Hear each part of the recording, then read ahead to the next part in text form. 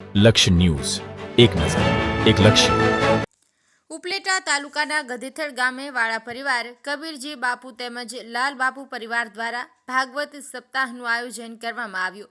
ઉપલેટા તાલુકાના ગધેથળ ગામે ગાયત્રી આશ્રમ ખાતે લાલ બાપુ પરિવાર દ્વારા અનેક કાર્યક્રમો કરવામાં આવે છે, જે દર કાર્યક્રમોમાં ગાયત્રી મંદિર ખાતે હજારો શ્રદ્ધાળુઓ પધારે છે. ત્યારે આ ગાયત્રી આશ્રમ બાજુમાં ગધેથળ ખાતે ફરી એકવાર ભાગવત સપ્તાહ જ્ઞાન યજ્ઞનું આયોજન કરવામાં આવ્યું છે. શ્રી વાળા પરિવાર દ્વારા આ આયોજન કબીરજી બાપુ પરિવાર અને લાલ બાપુ પરિવાર દ્વારા ગધેથળ ગામ ખાતે કરવામાં આવ્યું હતું. જે ભાગવત સપ્તાહનું આયોજન કરવામાં આવ્યું હતું, તેમાં વાળા પરિવારના અને લાલ બાપુ પરિવાર દ્વારા સર્વ સાધુ સંતો ગિરનારમાંથી પધારેલા અને દરરોજ જે કલાકાર આવેલા તેને શાલ ઓઢાડી અને સન્માન કરવામાં આવ્યા હતા. તેમજ ઉપલેટા શહેરમાંથી પધારેલા મહેમાનો, રાજકીય સામાજિક આગેવાનોના સન્માન કરવામાં આવ્યા હતા. અને વાળા પરિવાર દ્વારા જે ક્ષત્રિય સમાજના આગેવાનો, મંત્રીઓ અને માજી મુખ્યમંત્રી તેમજ પ્રમુખો સહિતના મહાનુભાવો પધાર્યા હતા, તેને પાઘડી પહેરાવી અને સન્માનિત કરવામાં આવ્યા હતા.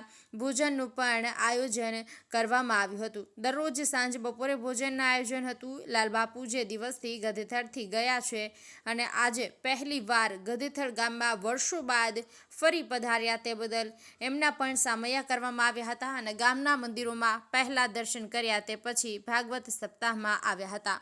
અર્શીભાઈ આહિર, ઉપલેટા.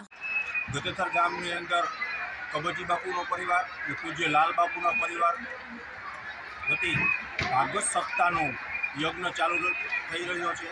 ત્યારે આજે ચોથો દિવસ છે અને લાલ બાપુની પધરામણી થઈ તો હજારો માણસોએ દર્શનનો લાભ લીધો અને હજારો માણસોએ પ્રસાદનો પણ લાભ લીધો.